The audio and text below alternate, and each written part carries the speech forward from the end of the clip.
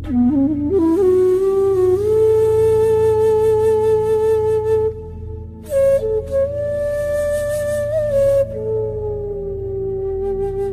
হয় পুরীর মন্দিরে এই নিশান যদি পরিবর্তন করা না হয় তবে আগামী 18 বছরের জন্য পুরীর এই মন্দির বন্ধ হয়ে যেতে পারে। এদিকে পুরীর মন্দিরের এই পতাকা হাওয়ার উল্টো দিকে নয়, বরং হাওয়ার দিকেই ওড়ে। এই আশ্চর্য বিষয়ের কোনো বৈজ্ঞানিক ব্যাখ্যা পাওয়া যায়নি। প্রতিদিন মন্দিরের একজন পুরোহিত মন্দিরের চূড়ায় গিয়ে এই নিশান লাগিয়ে আসেন। এত উঁচুতে নিশান লাগানোর কোনো নিরাপত্তার বলয় এর প্রয়োজন হয় না। এটাই চলে আসছে বছরের পর বছর। তো দর্শক, আমি কৃষ্ণ দত্ত, লাইফ অফ কেডির নতুন একটা ভিডিওতে সবাইকে স্বাগত। আর আজকে আমি তোমাদের পুরীর জগন্নাথ মন্দিরের চূড়ায় যে প্রতিদিন নিশান বাঁধানো হয় সেই নিশানের যে নিয়ম কানুন সেটা তোমাদের বলবো, আর কিছু অজানা তথ্য জানানোর চেষ্টা করব। তো এগুলো জানতে হলে আমার এই ভিডিওটা তোমরা সম্পূর্ণ দেখো। পুরীর জগন্নাথ মন্দিরের চূড়ায় রোজ নিশান বাঁধার নিয়ম দীর্ঘকাল।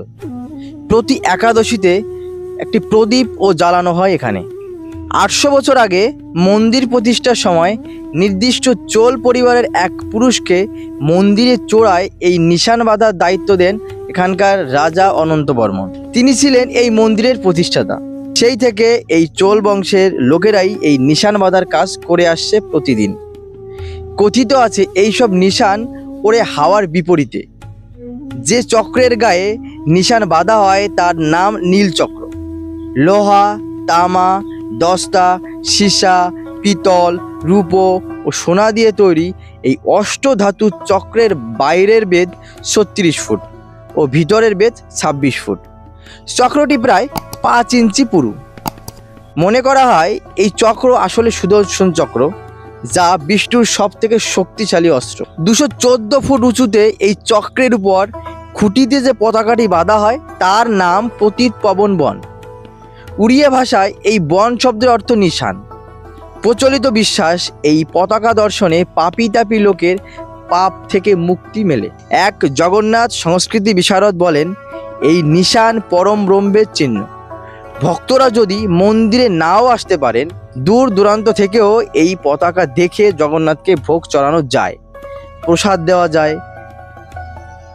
মন্দিরের নিশান উৎসর্গ করা পবিত্র বলে মনে করেন অনেকেই। তাই এখানে আগত সব তীর্থযাত্রীরা এই পতাকা দিয়ে থাকেন। তাই প্রতিদিন নতুন নিশান বাঁধা হয় মন্দিরের চূড়ায়। আর এই নিশান বাঁধার জন্য সেই নির্দিষ্ট চোল বংশের দুটি ছেলেকেই ছোটবেলা থেকেই এই মন্দিরে ওঠার পারদর্শী করে তোলা হয়। এরা গরুর সেবক বা চুনোর নিয়োগ নামেও পরিচিত। মন্দিরে এদের গুরুত্ব ভীষণ রকমের, কারণ প্রতি সন্ধ্যায় এরা 214 ফুট মাথায় চড়ে ভক্তদের উৎসর্গ করা পতাকা বেঁধে দিয়ে আসেন নীল চক্রের গায়ে যে লাগানো বাঁশের খুঁটি সেখানে। প্রশিক্ষণ ছাড়া সাধারণ মানুষের দ্বারা এই কাজ করা একদমই সম্ভব নয়। খুঁটিতে নতুন পতাকা বেঁধে পুরনো পতাকা নিয়ে নিচে নেমে আসেন। গ্রীষ্মের সময় বিকেল 5টার সময় এই গরুর সেবক নিজের কোমরে নিশান বেঁধে উপরে নিয়ে গিয়ে নিশান বাঁধেন। শীতকালে সময়টা খানিকটা এগিয়ে আসে। মন্দিরের নিচের থেকে উপরে উঠতে সময় লাগে প্রায় 20 মিনিট। পতিত পবন বন ঠিক করা হয় লটারির মাধ্যমে। অথচ স্থানীয় লোকদের বিশ্বাস, পতিত পবন বন অর্থাৎ এই নিশানের কালার যদি সাদা হয় তবে ঝড় বৃষ্টি হতে বাধ্য। ভক্তদের দেওয়া এই নিশানগুলি সাধারণত হলুদ এবং লাল রঙের হয়, আর এর মাঝে সাদা রঙের এক ফালি চাঁদ ও সূর্য থাকে। কথায় আছে যে সুনীল দত্ত তার ছেলে সঞ্জয় দত্ত এর জন্য 151 হাত নিশান দান করেছিলেন 1993 সালে। তারপর মন্দিরের নিশান কমিয়ে 21 ফুট, তারও পরে 14 ফুট এবং বর্তমানে তারও কম করে দেওয়া হয়েছে। এবার যারা মন্দিরে গিয়ে এই নিশান দিতে চাও তাদের জন্য কিছু কথা। তোমরা কিভাবে এই নিশান দিতে পারবে, এর জন্য তোমাদের মন্দিরের ভিতর প্রবেশ করতে হবে। তারপর মন্দিরের যে ট্রাস্টি অফিস রয়েছে সেখানে গিয়ে নাম লেখাতে হবে। এর জন্য তোমাদের যেতে হবে বিকাল 3টে থেকে 4টের মধ্যে। সেখানে প্রতি হাত নিশান 100 টাকা করে। আর এই নিশান চড়ানোর জন্য যে লোক যে লোকটা উপরে নিয়ে যায় তার চার্জ প্রতি হাত 23 টাকা। এবার তুমি হিসাব করে নাও যে তুমি কত হাত দেবে এবং তোমার কত টাকা খরচা হতে পারে। তবে একটা কথা, 14 হাতের বেশি বড় নিশান এখানে দেওয়া যায় না। নিশানের উপর তুমি তোমার নাম এন্ট্রি করে দিলে ব্যাস তোমার কাজ শেষ। তুমি ওখানে দাঁড়িয়েও থাকতে পারো, আবার বাইরে বেরিয়েও আসতে পারো, আর তোমার নিশানরূপী বার্তা চলে যাবে ভগবানের কাছে। প্রতিদিন যেমন নতুন নিশান বাঁধা হয়, তেমনি আগের দিনের নিশানও খুলে নিচে আনা হয়, যা পরবর্তীতে মন্দির চত্বরে বিক্রি হয়।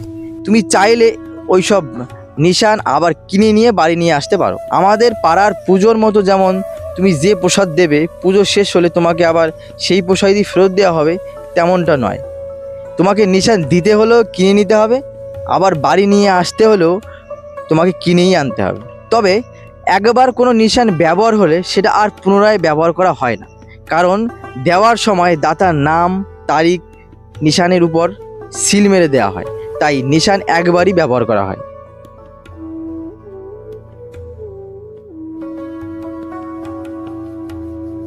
তো দর্শক, আমার এই ভিডিও তোমাদের কেমন লাগলো?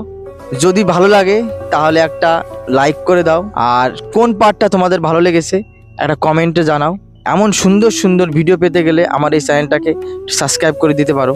খুব তাড়াতাড়ি তোমাদের সাথে দেখা হবে খুব সুন্দর একটা ভিডিও নিয়ে। ততদিনে ভালো থেকো, সুস্থ থেকো, সাবধানে থেকো। নমস্কার।